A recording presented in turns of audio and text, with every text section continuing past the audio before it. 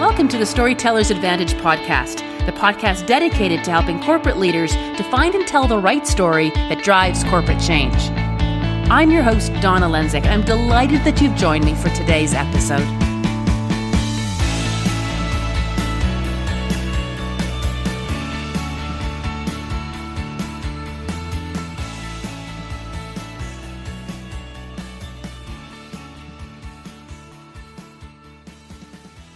As I took my walk one sunshiny summer morning at Wascana Lake here in Regina, Saskatchewan, Canada, I came across a few historical plaques and paused to read them.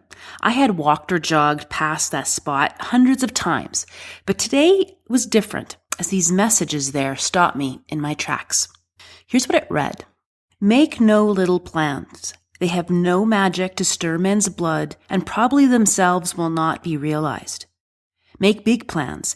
Aim high in hope and work, remembering that a noble, logical diagram once recorded will never die, but long after we are gone will be a living thing.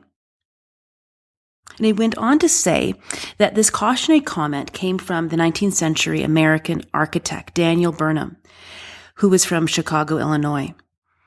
And that quote had become a motto for those involved with the planning of the parks and lakes around this Wascana Lake that I stood at.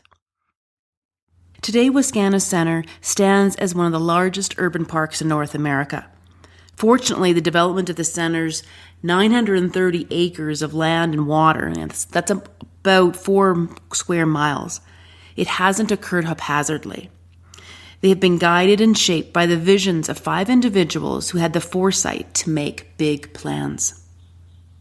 Now, it was just perfect timing to discover these messages in my neighborhood park of downtown Regina on the eve of me launching my life's work at this time. What's even better is that at this time in North America, we were having 2 national celebrations that were taking place coinciding with the people who also had very big plans. July 1st being the celebration of the birth of Canada, and July 4th, the birth of American independence. And there's no doubt in my mind that John A. Macdonald, as well as Thomas Jefferson, John Adams, Benjamin Franklin, all had very big plans. And I am in much gratitude for the freedom, in many ways luxuries that we enjoy now in our great countries. I'm also very humbled to have the opportunity to be taking this step out at this time. Sometimes I ask myself, who am I to take this step? And a voice inside me reassures me that all is well. So in the spirit of great new beginnings, I share with you my declaration for the vision that I have. And if you're listening, I suspect that you share this too.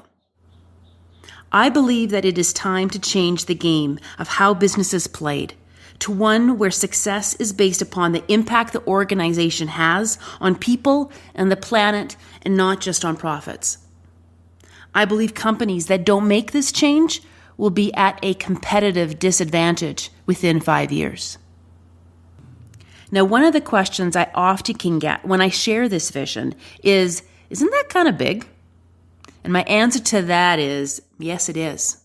But wasn't having Canada and US as independent countries from Europe back over a century ago kind of big?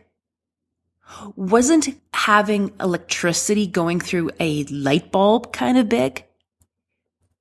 Wasn't being able to connect people through telecommunications kind of big? And now we take our freedoms and these luxuries for granted. All big visions start somewhere.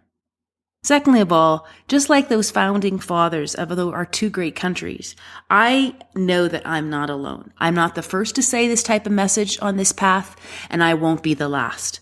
And together I know we can and will make this happen.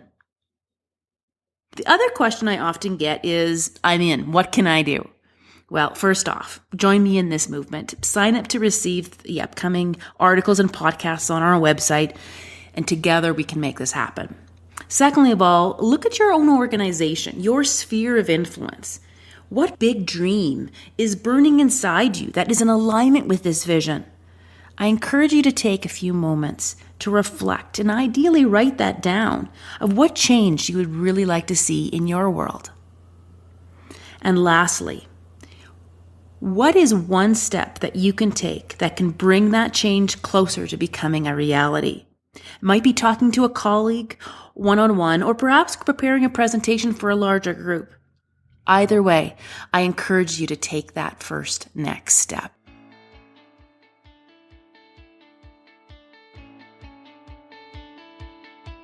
You've been listening to the Storyteller's Advantage podcast. If you are already a loyal subscriber, thank you for being one. If you'd like to be notified automatically when new podcast episodes or other resources are available, you can sign up at our website at www.thestorytellersadvantage.com. For signing up, you will immediately receive access to an infographic where you will discover the 3 essential secrets to driving corporate change and having fun while doing it. Be the change maker and create the change you seek in your world.